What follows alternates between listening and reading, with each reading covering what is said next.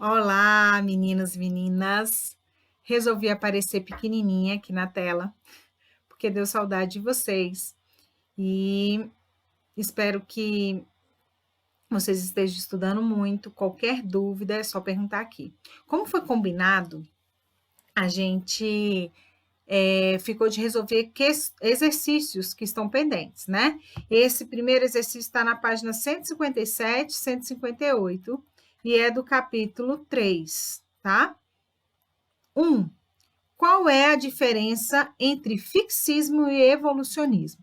Lembra que a gente falou na nossa aula que, para os fixistas, as espécies não sofrem mutações. Elas sempre foram e sempre serão da forma que existem hoje. Então, não existe mudança, nunca existiu.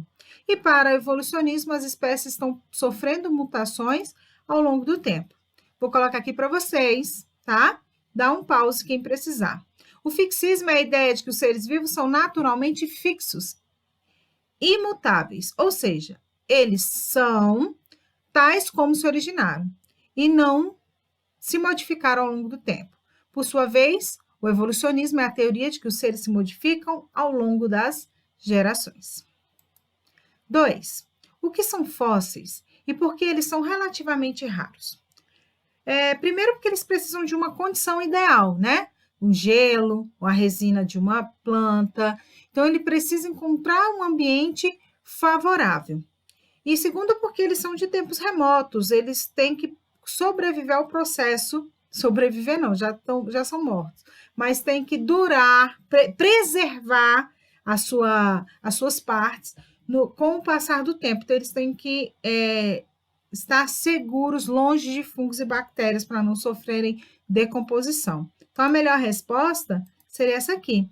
Os fósseis, o que eles são primeiro? Vestígios ou restos de seres vivos que viveram num planeta em um passado remoto.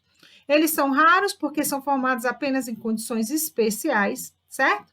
E que dificultam o processo de decomposição por fungos e bactérias. Somente nessas condições, os fósseis são formados e podem ser preservados por milhares ou milhões de anos.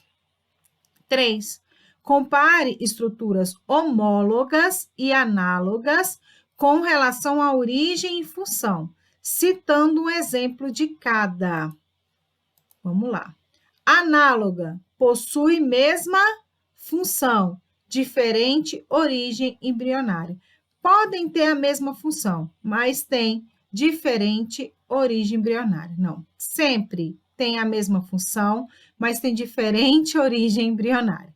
Por exemplo, asa de uma ave, asa de um inseto. Já as homólogas possuem a mesma origem embrionária e aqui sim podem ou não ter funções diferentes. Vamos lá, para não confundir, porque eu embolei aqui. Análogas.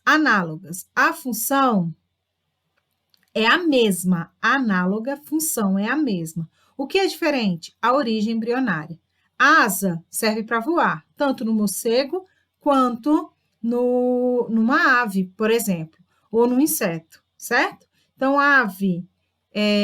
asa da ave, asa do morcego, asa do inseto, todas têm a mesma função e diferente origem embrionária. Já homólogas, ela vai ter a mesma origem embrionária, mas vai ter funções que podem ser iguais ou diferentes. O exemplo que tem aí é o braço do ser humano e a pata dianteira do gato, certo? Vamos lá. 4. A figura a seguir mostra membro anterior de diferentes mamíferos. Com base em seus conhecimentos sobre evidências da evolução, assinale o que for correto. Então, aqui a gente tem a pata do gato, do cavalo, o braço do ser humano, a asa do morcego e a nadadeira da baleia. 1. A figura mostra casos de convergência evolutiva ou adaptativa para as diferentes espécies. Afirmativa 1, incorreta. A figura mostra casos de divergência evolutiva ou adaptativa, divergência evolutiva ou adaptativas nas diferentes espécies de mamífero. Então, a afirmativa 1 é incorreto, não é convergência. Na verdade, é uma divergência adaptativa. Cada um tem uma função de acordo com o meio que vive, tá? 2. As estruturas mostradas são consideradas homólogas, pois apresentam a mesma origem embrionária, semelhanças anatômicas e ancestralidade comum. A gente vê aqui que são mamíferos, são ancestrais comuns, origem embrionária é a mesma, o que vai mudar é a função. Ao considerar a asa do morcego mostrado na figura a uma asa de inseto, ambas adaptadas ao voo, verifica-se origem embrionária e estrutura anatômicas diferentes, certo? Portanto, são consideradas análogas. Não tem erro. 8. As evidências evolutivas mostram que as asas do morcego e os membros dianteiros nadadeiras da baleia possuem origem embrionária e estrutura anatômica diferente. Origem é diferente dos dois mamíferos, sendo considerado órgãos análogos. É isso?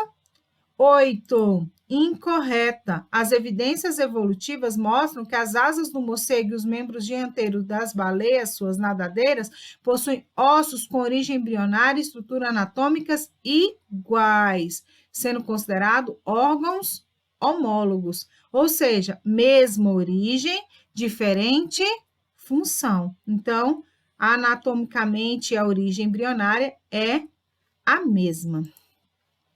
16 também está correta. Entre as diferentes espécies, mudanças no número e no comprimento dos dedos ou outras características funcionam como adaptações a diversas funções. Tem origem igual, mas a adaptação é diferente, a soma vai dar 22. Ok? Questão 5. A figura a seguir é um exemplo de semelhança externa entre dois organismos que vivem em túneis. Um mamífero placentário e um mamífero marsupial. Placentário é aquele mamífero que ele é gerado dentro da barriga da mãe, como é o nosso caso aí. E o caso da topeira europeia. O mamífero marsupial é como se é a mesma família dos mamíferos, igual o canguru, tá? Ele ainda embrião, ele sai de dentro da barriga da mãe e passa a viver numa bolsa externa, tá? Visto que a semelhança entre as topeiras não pode ser decorrente da ancestralidade comum, cite e explique o processo evolutivo responsável pelas semelhanças entre elas. Se elas são mamíferos de famílias diferentes, por que elas são tão parecidas? Qual é esse tipo de evolução? A semelhança entre as topeiras se deve ao processo denominado convergência, ou seja, ambiente escuro e apertado dos túneis selecionou de maneira independente formas corpóreas e características semelhantes que favorecem a locomoção e a vida nos túneis. Então, o ambiente selecionou as características que eram necessárias para viver nesses locais. Então, aqui a gente chama de convergência adaptativa. 6.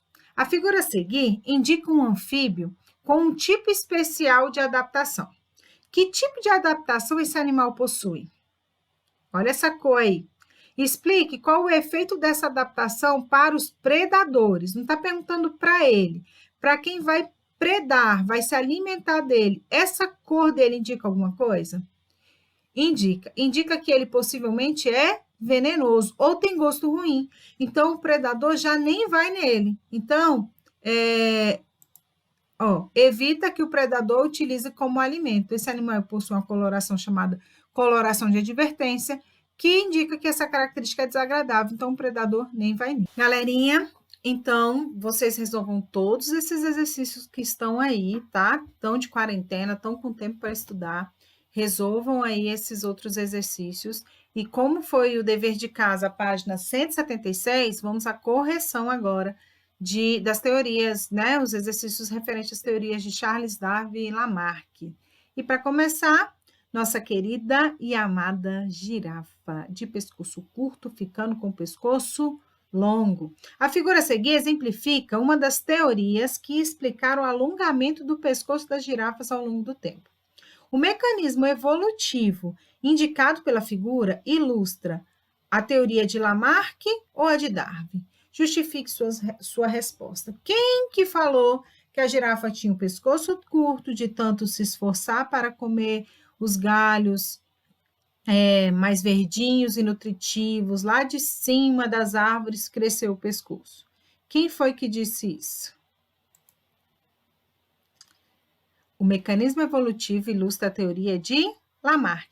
A ilustração indica o esforço dos ancestrais para comer as folhas mais altas das árvores, determinando o crescimento do pescoço pelo uso do órgão. Qual era o nome dessa lei? Lei do uso e desuso. Além disso, observa-se que os descendentes herdam o pescoço comprido dos ancestrais, lei da transmissão dos caracteres adquiridos. 2. Qual é a diferença entre células somáticas e células germinativas? Qual delas podem transmitir características aos descendentes de nossa espécie? Nós temos células somáticas e células germinativas. Quem é que faz o quê? Células somáticas são as células do corpo do indivíduo que germinam, do corpo do indivíduo. E germinativa são as células responsáveis pela formação dos gametas.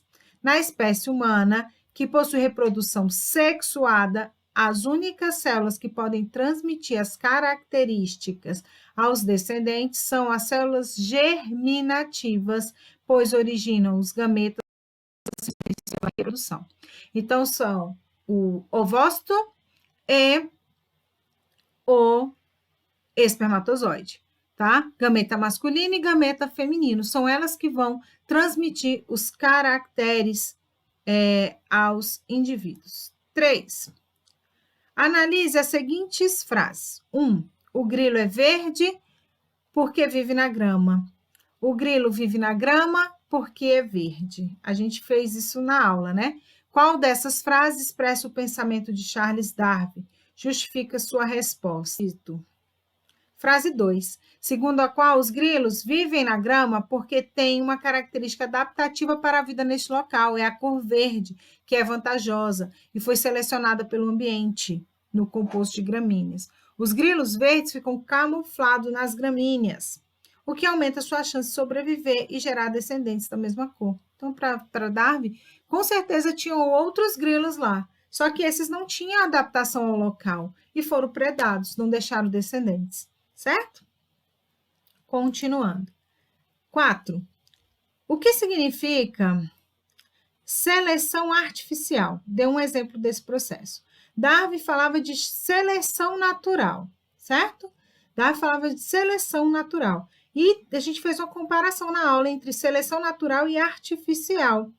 O que quer dizer e dar um exemplo? Seleção artificial ocorre quando o ser humano realiza um cruzamento seletivo para aprimorar características desejáveis em animais ou vegetais. Um exemplo marcante, e outros também, tá? Um exemplo marcante é a produção de raças em diferentes cachorros, cada um apresentando um conjunto de características. Quero o cão pequeno, quero o cão mais ágil, mais veloz, mais feroz. Então, cada cruzamento você vai selecionando quem você quer ali. A gente também tem de muitos vegetais, tá? No livro traz o exemplo da couve, que foi selecionando ali todos os outros que são descendentes dela. Tem muito... uma árvore, por exemplo, você faz um enxerto, né? Um cruzamento artificial de uma árvore que dá muitos frutos e a outra é mais forte. E tem... com gado, com a vaca e tudo mais, ok? E questão 5 e última. Nas figuras, as mudanças de cores nas esferas simbolizam a aquisição de novas características nas espécies ao longo do tempo, certo? Tem tempo atual, tempo antigo. E aí vão mudando. As figuras que representam, respectivamente, a teoria criacionista, a transformista e a darwinista são. Vamos analisar e pensar qual dessas, deixa eu ver se na resposta tem os desenhos. Não, então vamos analisar o desenho, qual que seria a de cada um. Vamos aqui. Vamos analisar. Olha para o desenho, qual que seria Darwin? Qual que seria Lamarck? E qual que seria o criacionismo? Então, gente, analisando aí, olha só. Essa segunda aqui, de cara, a gente já fala que aqui é criacionismo. A espécie sempre foi de um jeito há um tempo atrás e continua do mesmo jeito. 3 espécies aqui nasceram assim e são assim até hoje.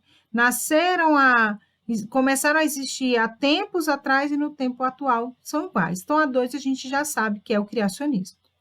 A 1 mostra uma espécie que não entra em extinção, ela vai sofrendo mudanças ao longo do tempo. Ela nunca entra em extinção, tá vendo? Ela vai sofrendo mudanças. Isso aqui quem pensava era Lamarck, tá? E essa aqui é Darwin, que é o nosso modelo atual, onde um ancestral vai gerando descendentes diferentes, e esses descendentes vão ramificando como árvores, porque o ambiente vai selecionando os mais bem adaptados. A gente fica por aqui. A nossa próxima aula agora é a aula 5 e conteúdo novo. Até mais!